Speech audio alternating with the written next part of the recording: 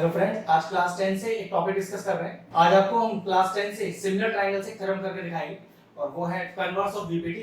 ठीक है, तो सबसे पहले स्टेटमेंट देखते हैं क्या है। स्टेटमेंट कहता है कि in a triangle if a line divides any two sides of a triangle in the same ratio then it should be parallel to the third side. तो देखो मैं फिगर बना के दिखाता हूं। एक ट्रायंगल के अंदर नाम देते रहते हैं स्टूडेंट ए, बी और सी।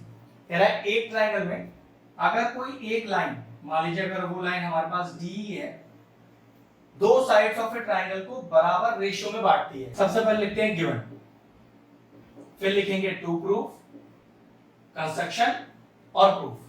तो सबसे पहले गिवन क्या है, आपको एक ट्रायंगल गिवन है इन ट्रायंगल एबीसी। क्या गिवन है कि ये जो लाइन डी है ये AB और AC को बिल्कुल इक्वल रेशियो में बांट रही है। मतलब हमें गिवन ये है AD upon BB is equal to AE upon EC। ये हमें क्वेश्चन में गिवन है। टू प्रूफ, तो प्रूफ क्या करना है, तो प्रूफ करना है कि वो लाइन DE पैरेलल हो जाएगी फिर थर्ड साइड के, मतलब DE should be parallel to BC। ये मुझे प्रूफ करना है। ठीक है, अब कंस्ट्रक्शन। अब सबसे बड़ी बात, क्योंकि D तो आपको प्रूफ करना है पैरेलल, तो वो तो पैरेलल है नहीं, तो मैंने क्या किया, अपनी तरफ से एक लाइन डाली। कौन सी, मान लीजिए DF, और ये मान लिया कि ये जो DF है वो BC के पैरेलल है। तो देखिए DF is parallel to BC। अब क्या करेंगे, टू प्रूफ कर रहे हैं ना, अब हम निकालेंगे इसका प्रूफ। अब सबसे पहले क्योंकि DF पैरेलल है BC के, मैंने कंस्ट्रक्शन लिया है। तो देखो ट्रायंगल ABC में मैं क्या ले रहा हूं, in triangle ABC DF is parallel to BC। और रीजन क्या लिखेंगे, ऑब्वियस सी बात है कंस्ट्रक्शन, तो बाय कंस्ट्रक्शन। ये तो हमने किया है।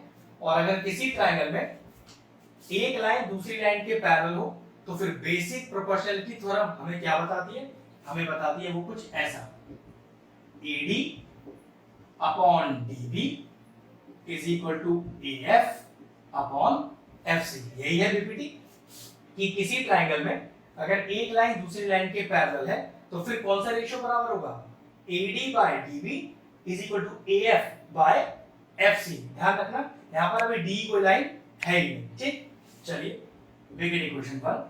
लेकिन एक रिलेशन तो हमें क्वेश्चन में भी गिवन है, वो क्या देखिए, बट क्या गिवन है, देखो AD upon DB is equal to किसके, AE upon EC and make it equation 2।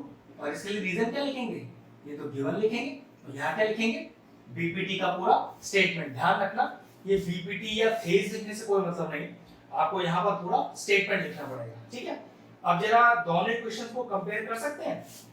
तो ये चेक करो कि दोनों का LHS बिल्कुल सेम लिखा है, तो जवाब है हाँ। तो अगर दो अलग अलग चीजें सेम चीज के बराबर हो तो इक्वेशन को कंपेयर किया जा सकता है। लिखता हूं कंपेयर इक्वेशन 1 एंड 2।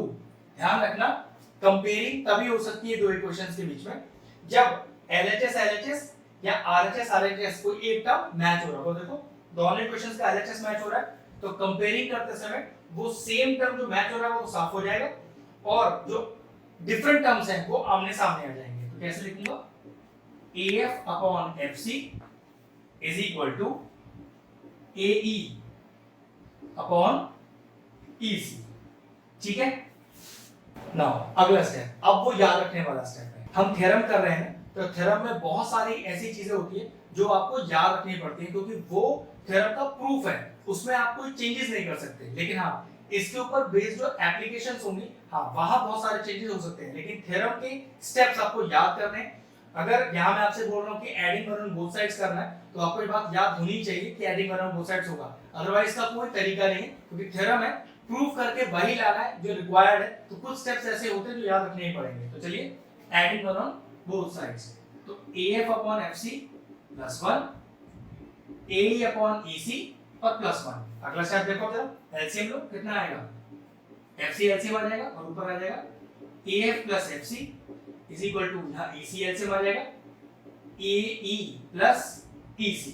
तो ये नेक्स्ट कर लीजिए, AF प्लस FC चेक करना, AF प्लस एफ सी, ये तो पूरा मेरे ख्याल से ए सी लिखा हुआ है, upon F C is equal to, check करो A E plus A C, A E plus ए सी, ये भी तो ए सी ही होगा, अपॉन ई सी। अब चेक करो ए सी कैंसिल हो गया, तो क्या आ गया अपने पास आ गया ये जो एफ सी है ये ई सी के बराबर है। जरा देखना एफ सी और ए सी दूरी, वो हमसे कह रहा है कि ये दूरी एफ सी और ये दूरी ई सी बराबर है, तो ऑब्वियस सी बात है ये बराबर कभी हो ही नहीं सकती।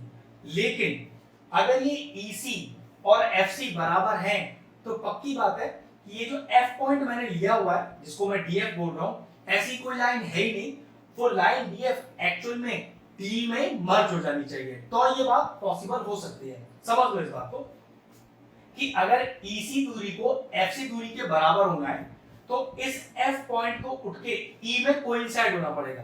अब F पॉइंट का मतलब पूरी DF उठेगी और जाके DE में मर्ज हो जाएगी। लेकिन देखो हमने कंस्ट्रक्शन क्या लिया था कि जो DF है वो पैरेलल है किसके BC के, और यही DF जाके मर्ज हो जाएगी DE के अंदर।